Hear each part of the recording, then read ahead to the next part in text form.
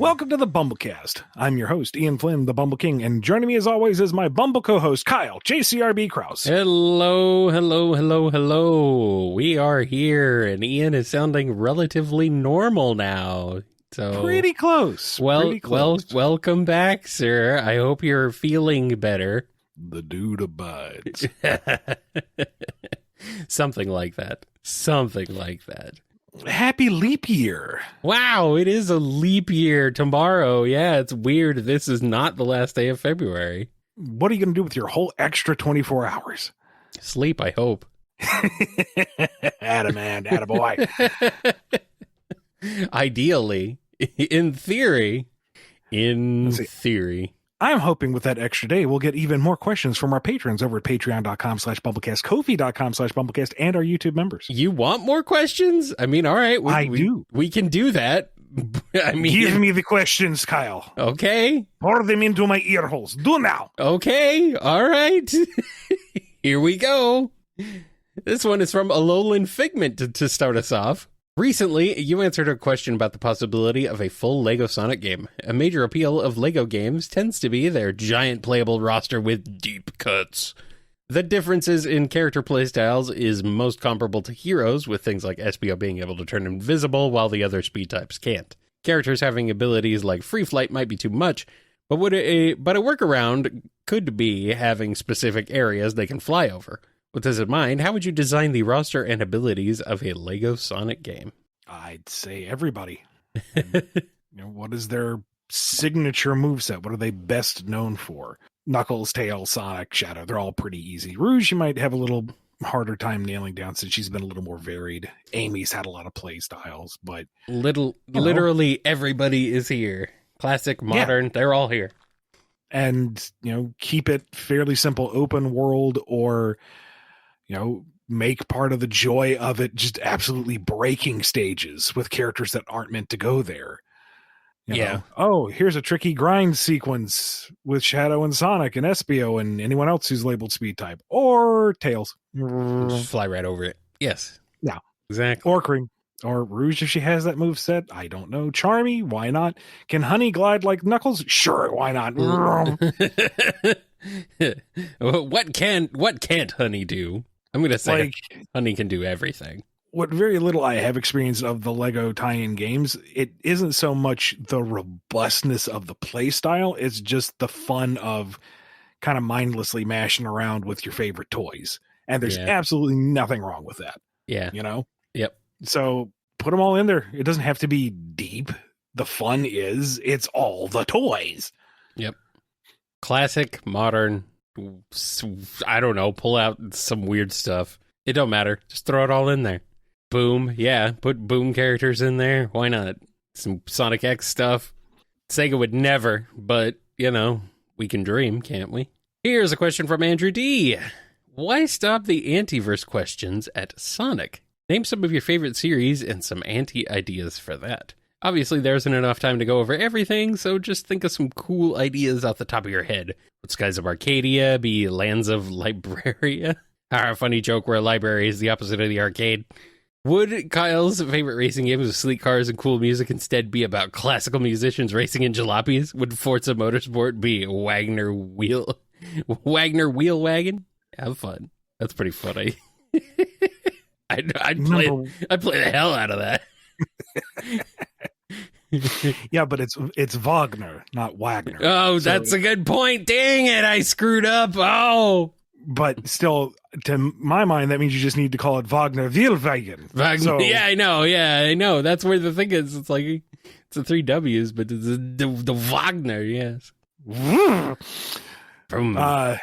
Also, Arcadia is a poetic term meaning a land of harmony and beauty. Yeah. So it would be like lands of Trashtopia or something. But the thing with the antiverse is it's not like a 100% flip it on its head thing, because once you do that, it becomes untenable. It's a mirror thing. Star Trek did it fairly famously. I'm sure there's other classical examples.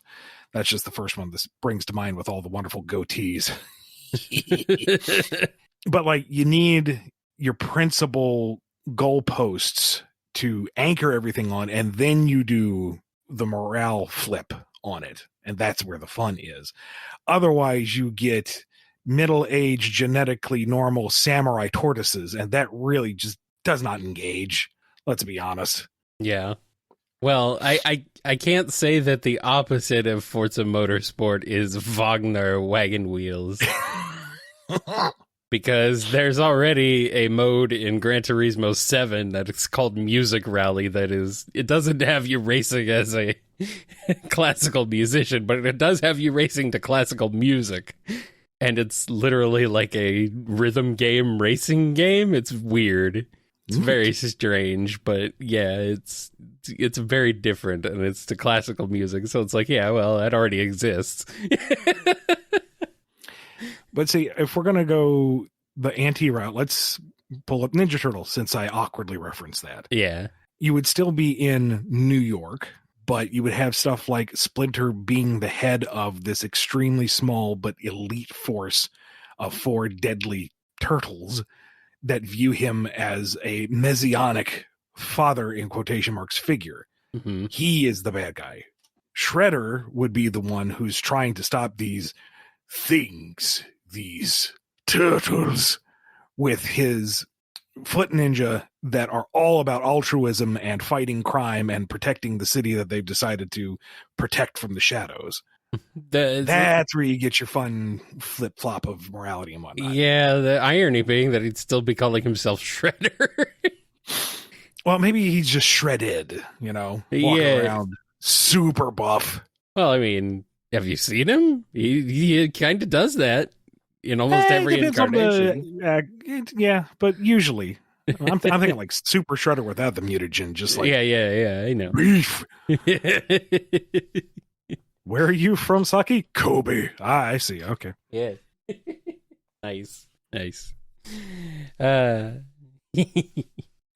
All right, let's move on to this next one here from OzJam. With many stories, there is sometimes the hero, the villain, the love interest, and the many other roles, but in certain tales, namely in the superhero mythos, is the role of a sidekick. From the growing wings of many robins to the double-tailed genius fox named Miles, sidekicks are a part of many stories and as such need to be handled carefully. So I ask Ian, what do you believe makes a good sidekick and what makes a bad one? Along with that, how should one approach the challenge of them still being the next generation of heroes while knowing they can't necessarily be able to grow for multiple reasons / status quo? A good sidekick is kind of in the same boat as any other good supporting cast member, is they are a reflection of the principal character. What is it about their interaction with your protagonist that reveals something new?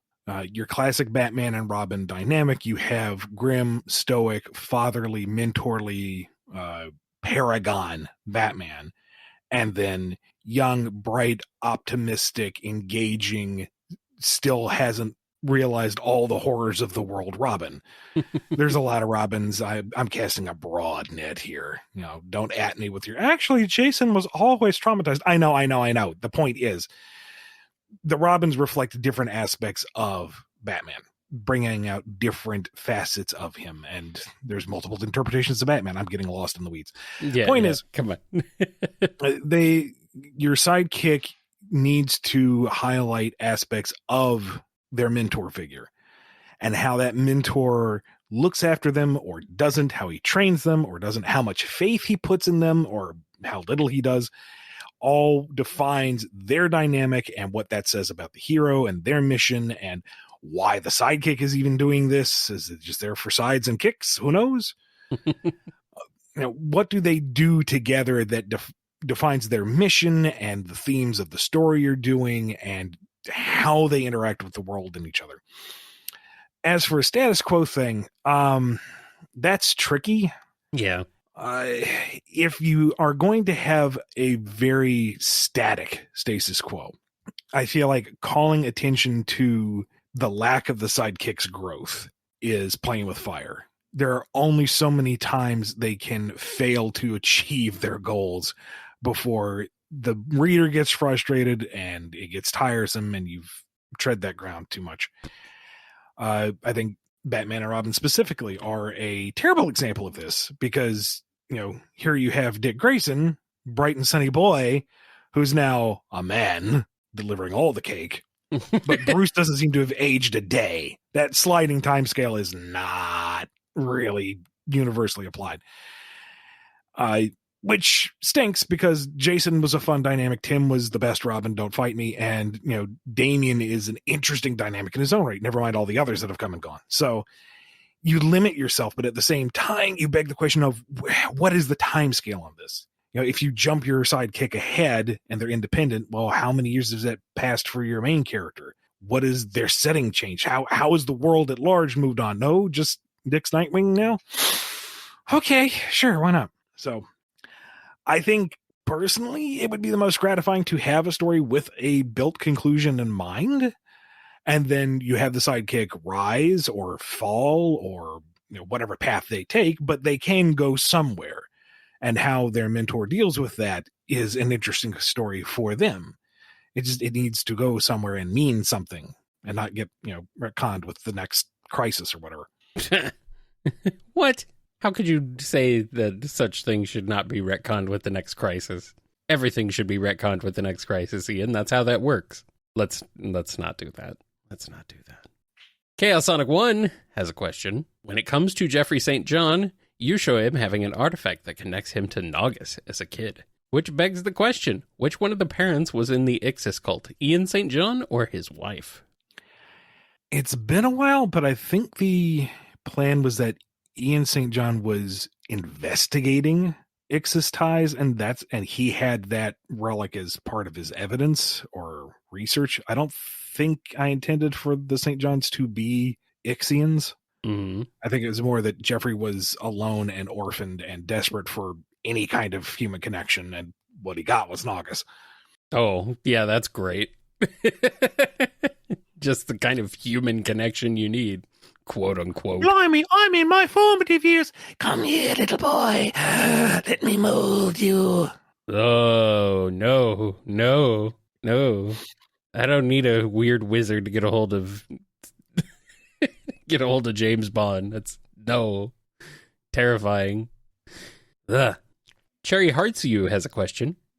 Sega decides they want you to expand on the world of Sonic. And of course, in their infinite wisdom, they refuse to let you develop any existing concepts. No lore on the future, the soul dimension, null space, expanded universe areas such as the Kingdom of Acorn, the Boom universe, or any other spin-off, one-off world, or existing plot thread. You have to make an entirely new realm/world completely arbitrarily, with zero relation to the existing content aside from Sonic & Company's presence, because Sega says so. Why? Your guess is as good as mine. How do you go about creating something of that scale with zero direction, and everything aside from the general cast off limits? How would you integrate it into the existing Sonic mythos? This sounds a little bit like Archie Reboot. Even more stringent than that. Even more so than that. But still, it's a little bit that. Eggman builds a doohickey and they all get beamed to a new planet. This is just another spin-off, really. Yeah, you would need to establish new supporting cast, new regions, whatever perils or politics are going on amongst this new setting. And then you watch Sonic and Company, whoever's been approved, interacting with them and solving their problems or investigating the friction that's being caused by whatever. Eggman does his Eggman thing. That's kind of universal. Mm-hmm. And they become the kind of static protagonists moving through this new setting, engaging with whatever narrative they come across. If anything, it's very much like mid pre-boot Archie in a lot of ways. Yeah. Or I was also thinking, now I'm thinking of like Sonic X a little bit. Yeah. Kind of like that. Yeah. It's like they're in this new world and whoever's approved to be there is also there. So, yeah. You get Sam's speed story. You get was it Helen or Helena? Helen, I believe. You get her story, Danny's story, Mr. Tanaka and Ella's story, whereas Sonic and Company remained fairly static throughout. Yeah. Yeah. We don't get Chris's story. Put that in the bin. That's what Sonic X was. He's had enough. I know. Back in the egg pod, you go home. Chris stays dead. Good. Put him away. Dawson the Dachshund has a question. Fozzie Bear went Super Saiyan, and he's going to destroy the world. The prophecy says that the only way he can be defeated is if Sonic and Shadow kiss. That's literally what the prophecy says verbatim. Tails couldn't believe it. Explain the next 7 minutes. It's a long time. Well, here's the thing. You got Fozzie hanging over the planet, making that weird European siren, whoop, whoop, whoop, whoop, whoop, as the flames are coming off him. Yeah. He's charging up his Kamehameha, going, Waka, Waka. Yeah.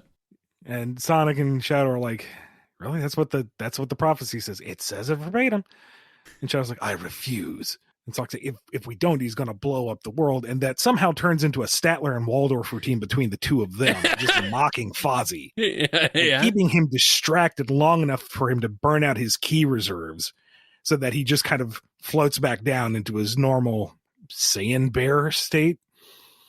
Oh, so they don't have to kiss? No, they think their way around it. Oh, okay. Well, no kissing. Sorry, fans. Also, yes, that word started with a K, not with a P. I didn't think I read it that wrong, but apparently... I thought your mic cut out funny, so I wasn't going to bring it up. But, I said kiss, I'm pretty sure. Although, in the alternative, the supposed way I may have said it is funnier. I mean... Oh, man, this show is a nightmare. And I love it. Show is cursed. Anyway, DDR Master M has a question.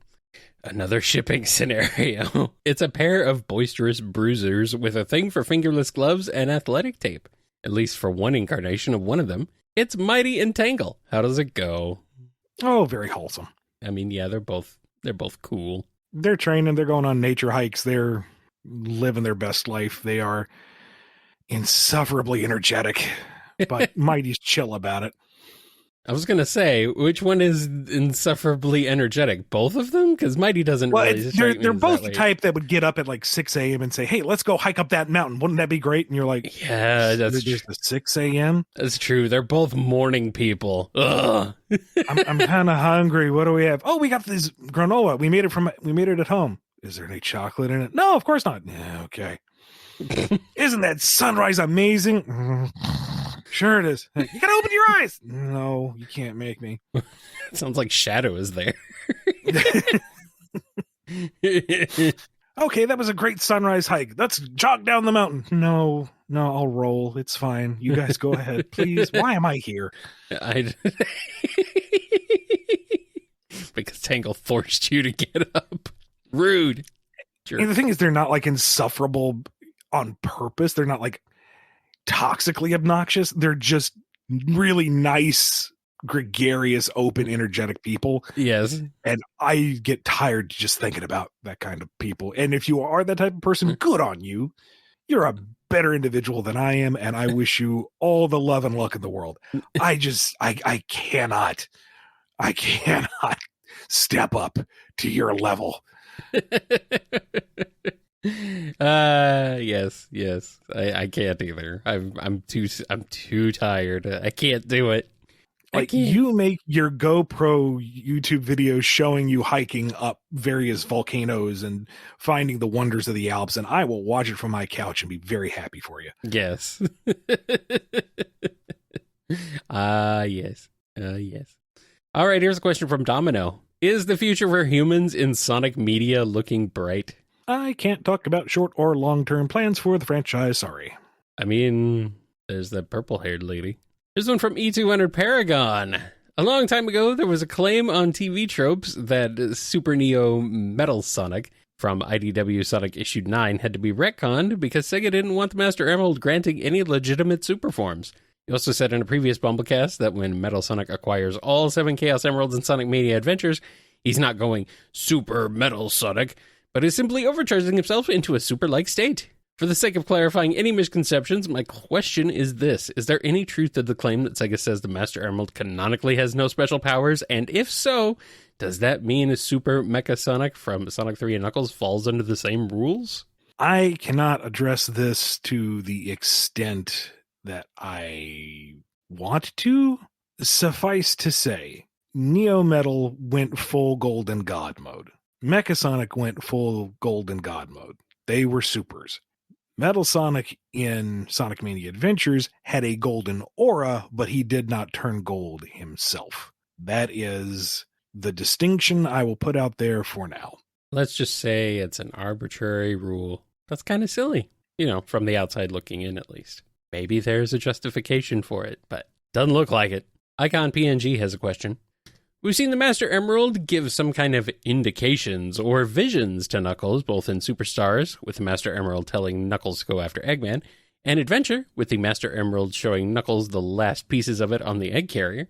And in Sonic Frontiers, Divergent Cinematic, we see the Tikal energy sphere thing, and the tiny drops of water that goes backwards right after, which I believe represents Chaos wandering on Angel Island. Are those visions on the Master Emerald Tikal's doing? Are those visions the current official or in-universe explanation as to why Knuckles goes on adventures with Sonic and the squad, both in the classic and modern times? And are Tikal and Chaos still alive and wandering on Angel Island? Or the stuff we've seen in the prologue are just some Easter eggs? That's one part intentional mystery, and one part I can't really talk about it.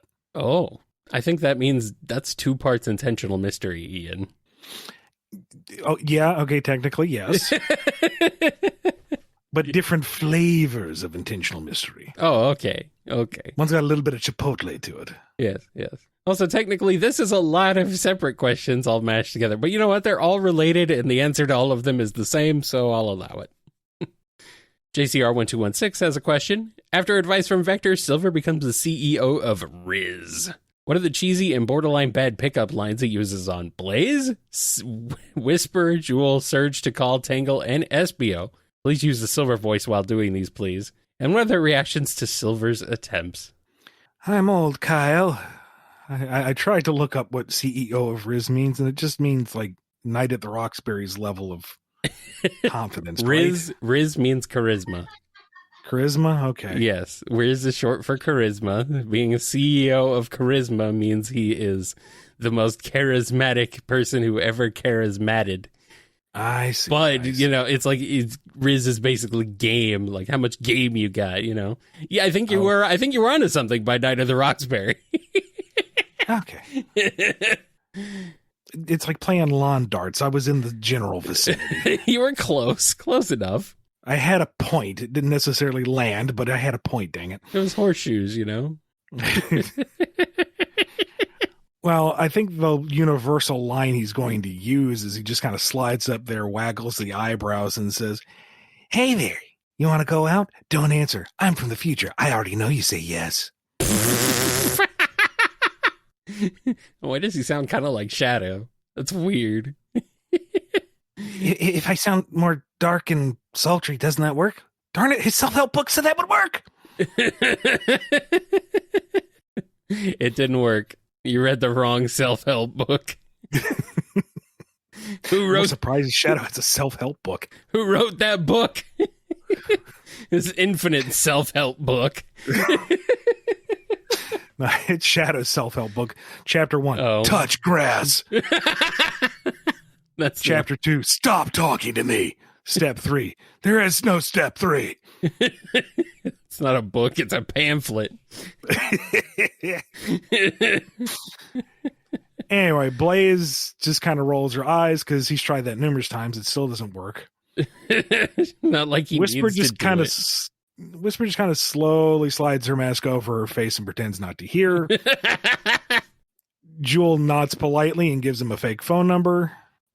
Surge laughs, spikes his drink, and mugs him. Well, I mean, she does that to everybody. Tikal says she has to use the restroom real quick and returns to the Master Emerald. That's it. It works on Tangle. Well, I mean, everything does. And Espio just wanted to dance, man. He wasn't looking for any kind of engagement. Just a night out to be himself, so Ninja vanish. Oh, man. Poor Espio. But hey, you know what? It worked on one person. Guess that's all you need, huh? Well, see, the thing is, Tangle's just kind of doing it out of pity because, man, that was a bad line. But he said it with such conviction. She's just gonna let him have one win, one W in this guy's life. Come on, just once. She'll take one for the collective team. Oh, he is not the Iblis Rizzer. Nope. Nope. Not in the slightest. Oh, the Iblis Rizzer. Magnificent. Thanks, chat. Thanks for that.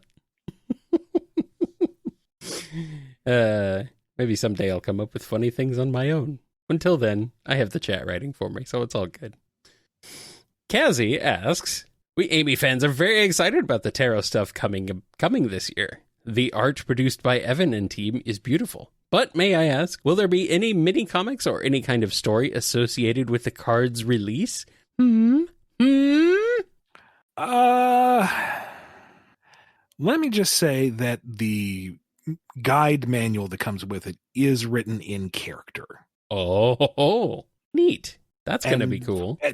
At the risk of spoiling anything else, I'll leave it at that. Oh, neat. That's very cool. So that comes with the fortune cards. They're not tarot cards, technically. They are fortune cards. Yes. Tarot is occult and might offend. Fortune cards are just fun. Yes, of course. There's totally a difference. Major Bunny has a question. Since you said in a previous BumbleKast that Kit would like magical girls, is he a fan of Sabrina the Teenage Witch? Which version does he enjoy the most? On the one hand, the Melissa Joan Hart version. I mean, come on. I want to say that, but I feel like that's my own personal bias. Oh. Not saying that Calista Explains It All was a formative awakening for myself. I'm just saying. Talented actress. I'm going to instead say no, because she doesn't do any fun transformation sequences. She just says spells and they happen. What kind of magical girl is that using magic? Yeah, but it's funny. Come on. Yeah, but there's no wind up. There's no lasers. There's no, canned animation. What kind of magical girl? Yeah, but it's funny. It's funny. Also, her tiny companion sasses her back. Tiny companions are not supposed to sass their overlords. What are you talking about? Salem really needs to know his place. All right. Well, I mean, then what? What do you mean, then what? What would be his favorite then, if not that one? But none of the Sabrinas, because they don't do the whole magical girl thing. They're just a girl that's magical. Well, that's what a magical girl is a girl that is magical. Like, what do you want? No, you got to do the transformation. You got to have the canned animations. You got to have the special attacks. You got to have the razzle that has the color coding. You have to have this entire squad. Can't just be a girl that's magical. Come on now. There are rules to this, Kyle. I mean, at this rate, Transformers is a magical girl anime versus... Well, that's already been established, so yeah. Oh, okay. That's true. What about old school Wonder Woman from the 70s where she spins and transforms? Is she a magical girl? I don't know. I'm not an expert on Sabrina. Stop. I'm not talking about Sabrina. I'm talking about Wonder Woman. Wonder Woman? Oh, 70s Wonder Woman show. She spins. She has a magical... Yeah. She has a transformation. Yeah, not much of a squad, but, When you're Wonder Woman, do you need a squad? Fair point. She is a one-woman squad. Like, I mean... I don't know, man. Put it down in the comments below. What version of Sabrina do you think Kit would like? All right, here's one from Malia. Part of what I enjoyed about Sage's character in Frontiers and the Final Horizon was how even though she's developed throughout the game and come to respect Sonic, it's still abundantly clear that she sees no problem with Eggman's attempts to take over the world or destroy him. She hasn't been actually redeemed, and that's cool. I've been wondering how future games are going to deal with an antagonist who is basically a homicidal child, though. When you were writing Sage, were you envisioning her being a villain in a doesn't know any better way, where she doesn't fully grasp what will happen to the planet if Eggman wins?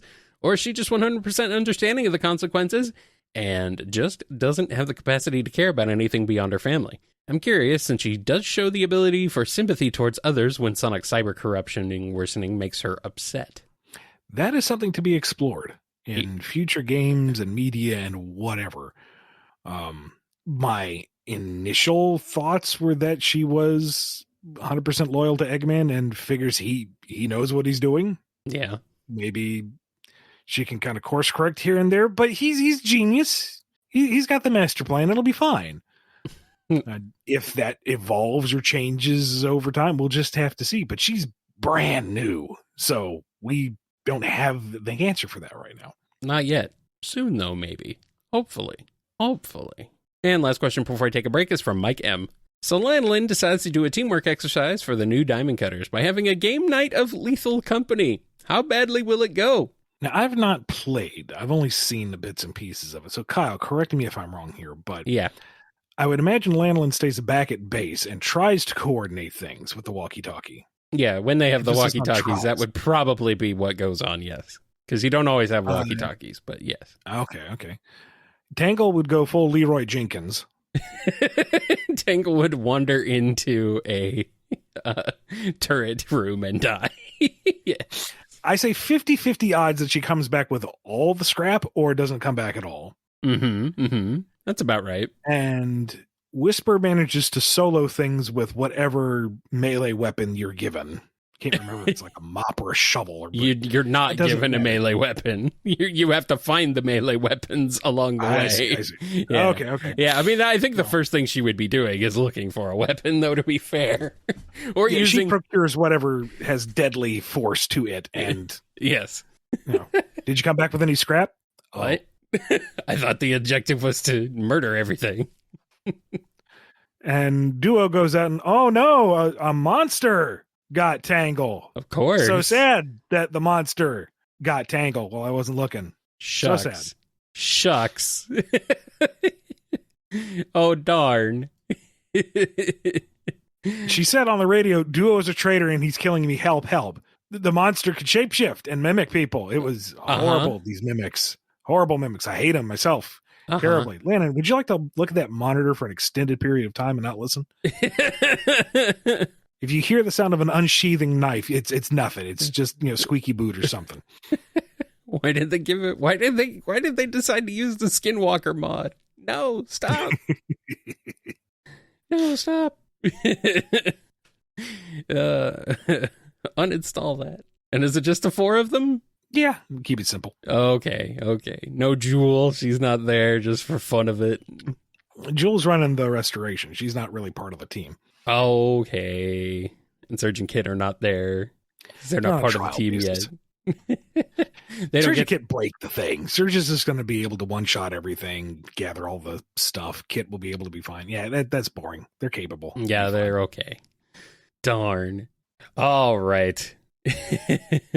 Well, on that fun scenario, let's go ahead and take a break. And when we'll come back with more on the BumbleKast.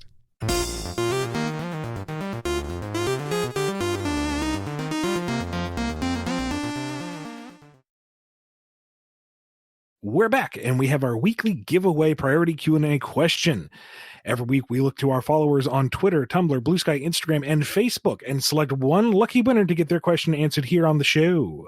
Yes, indeed. This one comes to us from Twitter, and it's a question from Joshua J. My question is about relationships. Again, more relationships, Ian. This is what the people want. This is what they ask about, so let's do it, I suppose. If you could pair any Archie Sonic character with a character from the IDW run of the Sonic comics, who would you pair and why? I'm just envisioning myself in a dim room tied to a chair, bruised and bloodied. The soldier comes in, shows me the single round loaded in the chamber, puts it to my head, and says, if you could pair any Archie Sonic character with character from IDW run of Sonic comics, who would you pair and why? And turns on the mic to the whole world. To which I turn and put my forehead cleanly against the barrel and say, fire, comrade.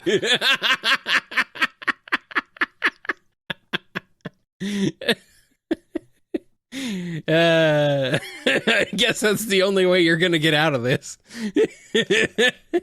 Or, if I'm going to go, I'm going to make the world burn and just say Sally and Surge. Okay. I mean, that's not that bad. I thought it would be. Right. Okay, fine. You want something a little spicier? Yes. Okay, how about yes. Antoine has a bad breakup with Bunny to hook up with Lanolin. You like that? Okay. Is that what does it for you? You sick monster! What more do you want from me? Pull the trigger!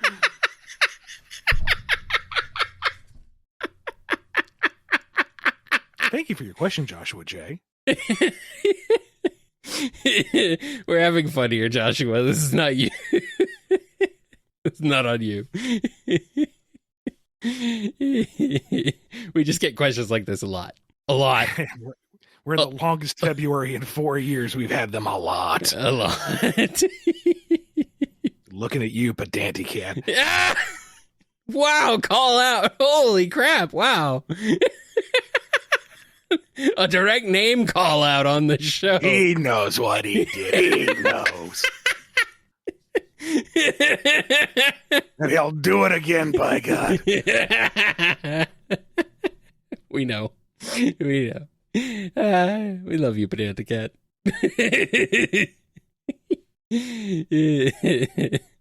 Morlis has a question.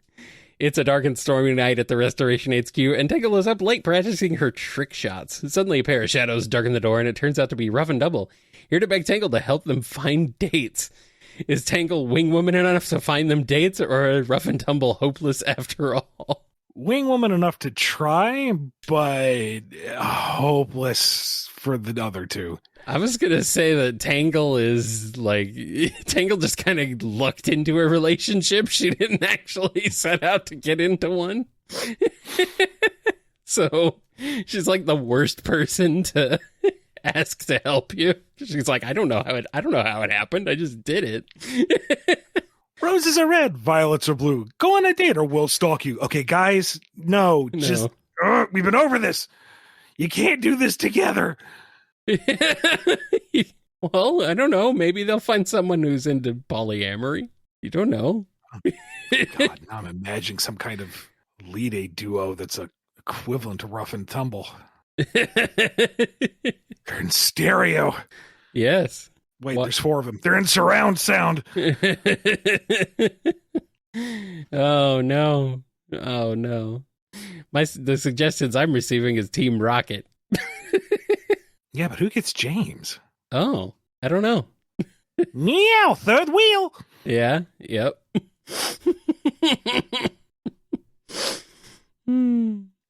All right, Mixaker17 has a question. Just for fun, how would you go about taking the Sonic Never Can't meaningfully lose mandates and use them to make him win fights or contests he has absolutely no business winning? Like he has a biting fight with Surge, a brooding contest with Shadow, or a swimming contest with Eggman. I know actual babies could beat Sonic at that, but there's already Boob episodes where he beats Eggman at stuff he'd normally have the advantage in, and it's wrong not to include him. Optional hard mode, no one can cheat, Shadow can't be in character, and just not other entering in the first place, and running on water doesn't count as swimming. If we're going to call it out like that, I say make it full on meta-contextual, break the universe, fourth wall type of humor. Yeah. Like go full on Luigi does nothing and wins type of scenarios. It's true. Sonic does nothing and wins. Biting contest, and, Surge comes at him with those snaggly teeth, and all of a sudden they just fall out of her head. She's like, glaring, Shadow glares back. There's a little tinkling of bells that the divine intervention comes in, and Shadow goes, what in the world was that? Just go full ham on it.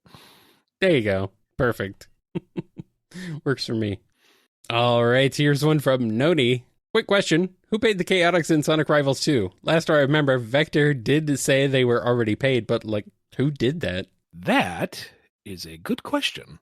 You don't know? Not off the top of my head. I'd have to go back through Rivals 2 and see. It may be that there is no implication. It may just be that they got paid by somebody. I'm being told it was Vector's mom.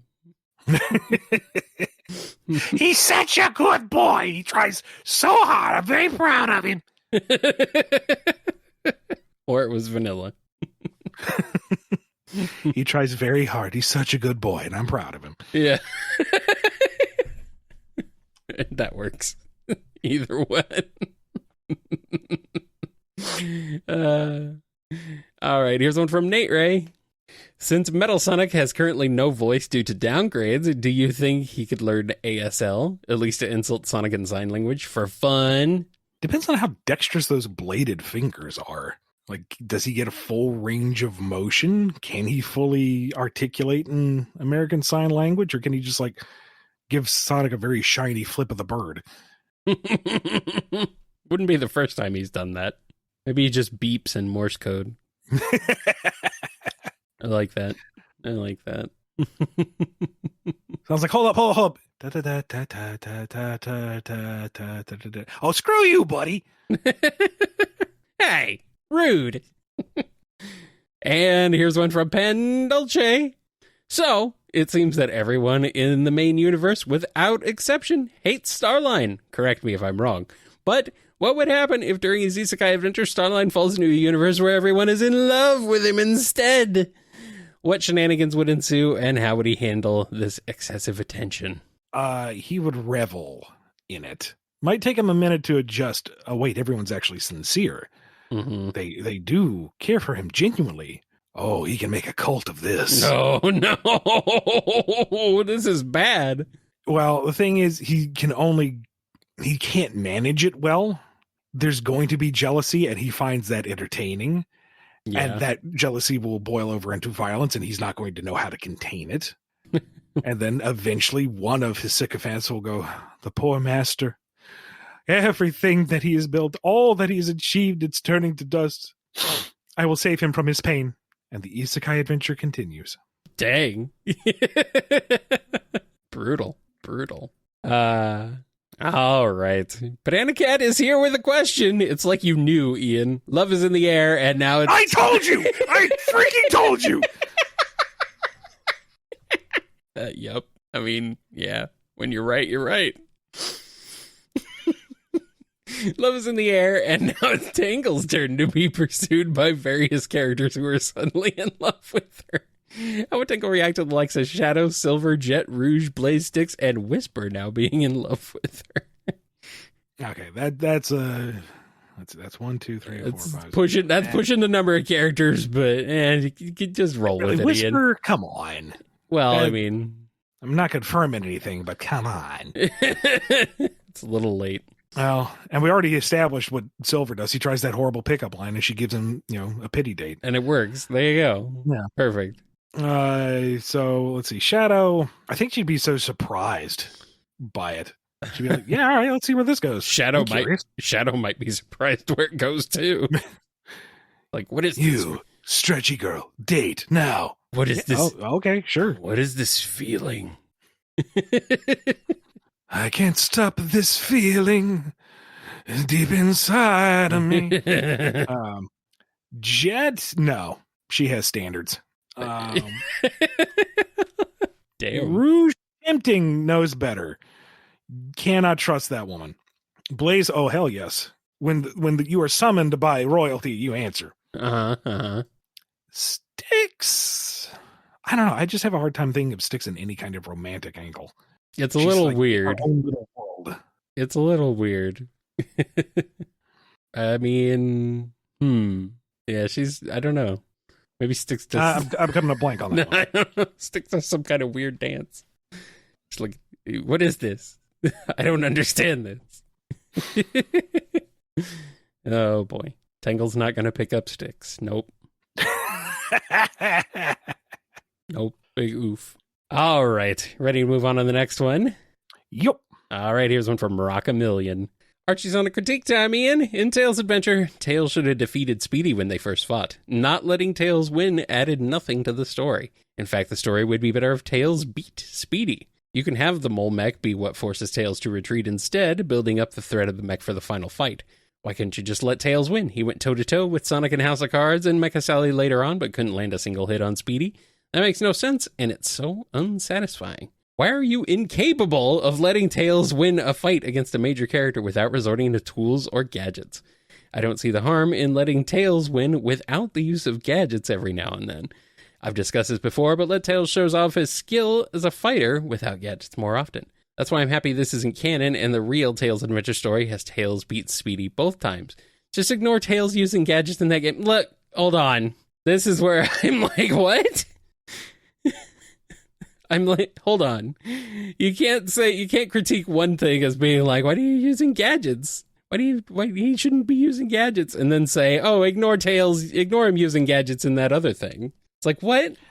Also, he doesn't beat Speedy in their first confrontation. It's an endurance race where you survive him. And that's what the first confrontation was based off of. You're ascending and Speedy is dive bombing on you at every angle. That's what made him so intimidating in that game. Yeah. You can't fight him. You can't win. You just endure.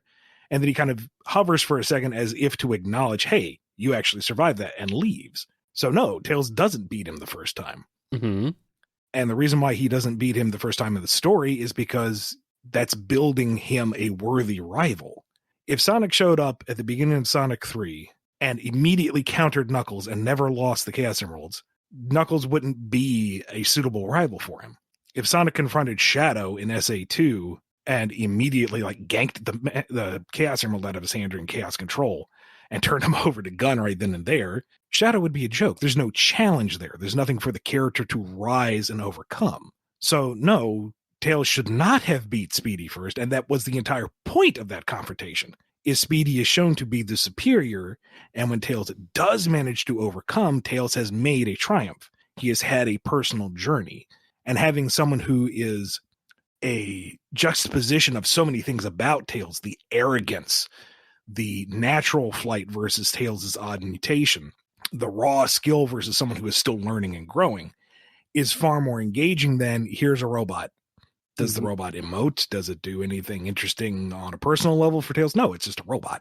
Yeah. It's a big thing for him to overcome because he's the hero, but it's not engaging on any kind of personal level. There's no deeper challenge or growth to Tails. So I'm sorry you didn't like it, but I can't agree with your assessment. Yeah. And I'm just still very confused about applying rules to one version but not another. It's like, well, in at least for that regard, I see what I think they're saying is that, never mind that Tails does use the gadgets to get across Cocoa Island and everything in that particular adventure. They just don't like Tails always resorting to gadgets and devices to overcome every adversity. I suppose. But I mean, it's kind of his thing now at this point. It is what makes him kind of unique from Sonic. And this is something we've covered with Rock-A-Million before, is that if he's just going to spin dash and overpower enemies by sheer force of ability alone, then he's Sonic again. Yeah, there's not really and he anything... needs to be more interesting than that. Yeah, there's nothing unique or interesting about that, so... I'm not going to dumb down Tails just so he beat people up. Yeah, no. He deserves more. Yes. All right. Scurvy Pirate Dog has a question. So, with how vastly different the two of them are, just for funsies, Boomtails and Sad AM Tails swap places for a month. How does it go? How do they feel about their experiences when they return to their home dimensions? Sad AM Tails, I'm thinking... Sad AM Tails is not the same as Adventures of Tails. No. He's an aspiring hero, but he is the most juvenile out of all of them, arguably. He is still literal baby. Kind of a wet blanket given all the other antics that the Boom Crew get into. Yeah. So, but maybe, I can't see the Boom Crew being nearly as coddling or competent as the Freedom Fighters in terms of a found family.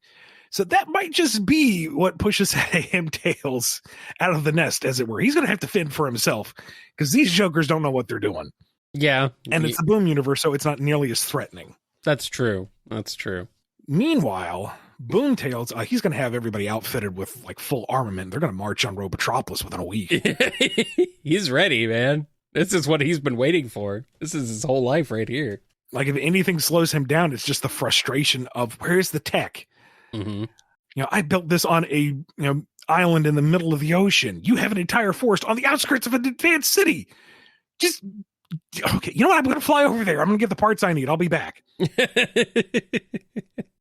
Boomtails, he's ready. He's like, well, I mean, I guess it makes sense that he's kind of like the most capable, I suppose. He's not really winning the day out of any kind of benevolence. It's just he's kind of frustrated with the situation. Yeah. But no, we can do this. Come on, guys. Yeah. Makes sense to me. All right, let's move on to this next one from Spoiler 1001. Could the hedgehogs get their quills stuck if they hit the walls in just the right way, or are the quills too weak for that? I'm having visions of all the cutscenes where they get pummeled into rocks and walls and slapped about, and they don't seem to puncture anything, do they? No. And yet, that's how they smash through robots. So, in theory, if they were in mid-flight and decided to tense up said quills, maybe? I don't know. They're very sturdy, maybe. I don't know. It's weird. I'm not familiar with hedgehog biology. I've never thrown one at a wall to see what happens. Please don't. I don't plan on it. But, I wouldn't do it, but, I've never done it, just to be clear. So, I don't know. Maybe someone in the comments knows. Stardust Spectre has a question. Considering the blanket manuals aren't canon statement of recent years and Origin's implications that Tails learned to fly immediately preceding Sonic 2, does that mean the current view is that Tails' adventure takes place after the Death Egg Saga? Or is Tails flying in that game just one of those smile and nod moments? Again, not answering any timeline questions, because if I do one, folks are going to piecemeal put together the official thing. So, just wait and see. Steph Cube. I realize that most of my questions are reasonable, so it's time for a silly question. Do you think Sonic uses lip balm? I mean, all that running and the wind hitting your face hard can seriously damage the skin of your lips, causing cracks. And what flavor of fruit would he use? Well, I mean, peach seems to be a common recurrence. Peach rings, Maybe. Or something maybe like that. he uses round fruit from the Chow Gardens. Maybe. It's round like he can be. It's blue like he be. Mm-hmm. It's got refreshing blue flavor. Like he does? Yes. What if he accidentally borrows Tails and it's mint flavored? Then Tails is going to come get him. That's it. Yeah, I was going to say. Pretty much. What does blue taste like? I don't know. You ever have a blue popsicle? Yeah. That. Oh, okay. That's blue, yeah. That's what blue tastes like. Dubba-dee-dubba-die. All right, here's one from Switchel. Rouge, eager to see her definitely not friend and only coworker Omega get a new hobby, convinces him to try going on a blind date. When he arrives... Come on, Ian, it's February. An extra long February. It's only one day. It turns out his date is Eggman Nega. Why? Rouge, probably dying from laughter internally. I don't know. I think she'd be dying externally, too. Somehow convinces Omega to go through with the date, and Nega goes along with it for reasons our inferior intellects can never understand. How does it go? Do they bond over their mutual hatred of Eggman, or does Omega immediately open fire as soon as they finish paying the bill? Transaction complete. Mission complete. Arming live ordnance. You should have stayed in the hell dimension, old man. I will send you back there. Roses are red. Karate has katas. I have 2 arms full of mordaka. Nice. Good. And here's a question from Testing. Silver and Whisper hanging out more. Like the idea? Sure, why not? I mean, let's let everybody hang out with everybody. Let's do it. Make it happen, Ian. The Auntie Roger has a question. Following up from last week, Eggman now decides that an AI-generated commercial for Eggman Land is just the thing to improve its branding in the public eye. He asks Sage to put one together. How does it go? How well does she work with the prompt she's given? Would this just be a Lost Boom episode? It could be. My God, can you just imagine Boom Eggman fawning over Sage? Sage doesn't really need to change that much between versions. But just... Oh my God. Boom Eggman with a daughter. That would be... That's a season's worth of episodes by itself. Anyway. That's precious and terrifying at the same time. Let's challenge ourselves to stick to modern Sonic. Just for something different.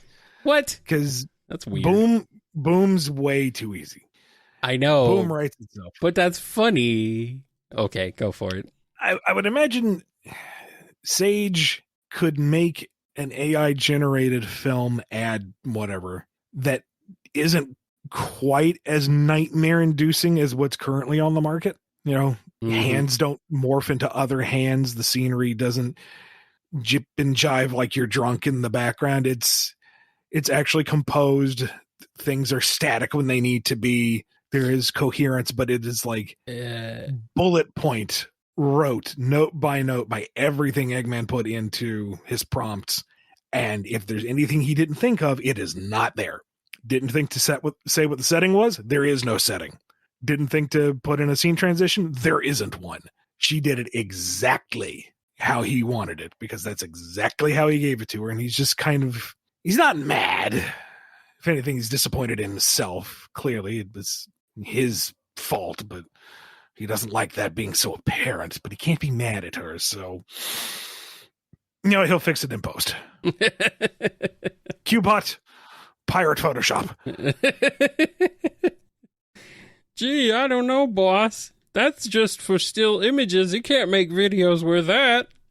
What do I look like? An artist? Just pirate it all. All about gas up the Eggmobile. I'm going to go take over Pixar. Oh, that lamp doesn't know what's coming for it. Man.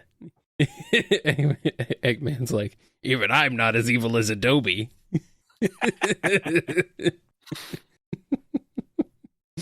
All right. And our last question is from Twilord. So if Tangle and Shadow went on a secret mission and came back with their personalities, as in dispositions, swapped, who would be more of a problem? Shadow. Shadow as with Tangle's personality? Oh boy. Like all that power with the kind of manic pixie dream girl energy behind it, Sonic is in for a bad time. Yeah, maybe. Or a good time, depending on how you look at it. Yeah. I mean, Tangle's going to be frightening because, now you have a cruelly efficient and focused person with a melee weapon that reaches about as far as she wants it to. I mean, it's like serious Spider-Man. You're like, oh, wait, crack jokes again, please. But no. Tangle in the shadows. Imagine Tangle. Or just mash them just mash them together, call them Strangle. Just imagining Tangle as Bully Maguire. Terrifying. All right. I think that's it. We've had enough of this nonsense. Again, happy leap year to all of you who are observing. If you don't believe the Orthodox leap year practitioners. If you don't believe in the leap year, then happy March 1st tomorrow. Thank you again to all our patrons over patreon.com/BumbleKast, Ko-fi.com/BumbleKast, and our YouTube members. Be good to yourselves, be good to each other, and we will see you next time on the BumbleKast. I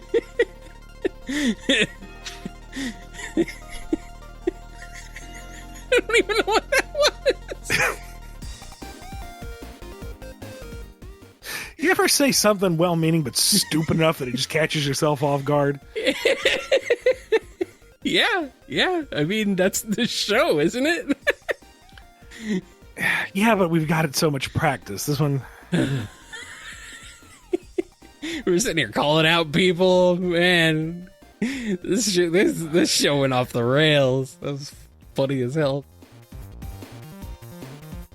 It's a leap year? Hey, it's a leap year this year. Yes, it is very, very leapy. You get to leap. There is that extra day, because they screwed things up when they made the calendar originally. Well, that and the planet's rotation is like 365.25 days. Well, why didn't they account for that? Well, cause shut up.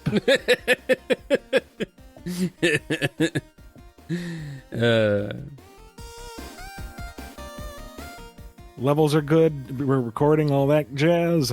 Yeah, I like jazz. Okay. BumbleKast for February 2028. No, February 28th, 2024. Too many twos. In 3, 2, 1. You've been listening to the BumbleKast, a co-production of Bumble King Comics and the KNGI Network. Original theme music composed by Ken Coda Snyder. Remixed intro by T-Lopes. Find out more information, along with podcast feeder links, MP3 downloads, and more at bumbleking.com and kngi.org.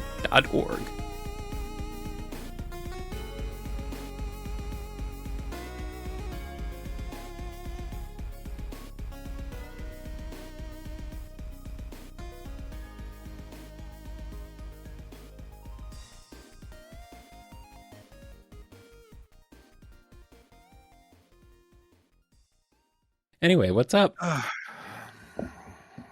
A lot, actually. Really? Yeah, sorry. Yeah. Sorry, it's busy.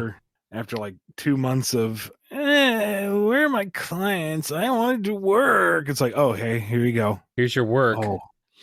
Also, here's appointments. Also. So it's like, I knew this would happen. It always does. And there's nothing I could really have done too much to prepare for it, but here we are. So Yeah. what am I working on? Well, I can't tell you. No. None of it. You can't tell us any of it? Nothing. Nope. Not a thing. Not a word. Not a bit. I'm having fun with it, but can't talk about it. That leads me to believe you're not actually working at all and you're just making this shit up. Ha ha ha. You think you're so clever, Mr. Bond. No. Just a deduction. Based on nothing. Based on zero knowledge.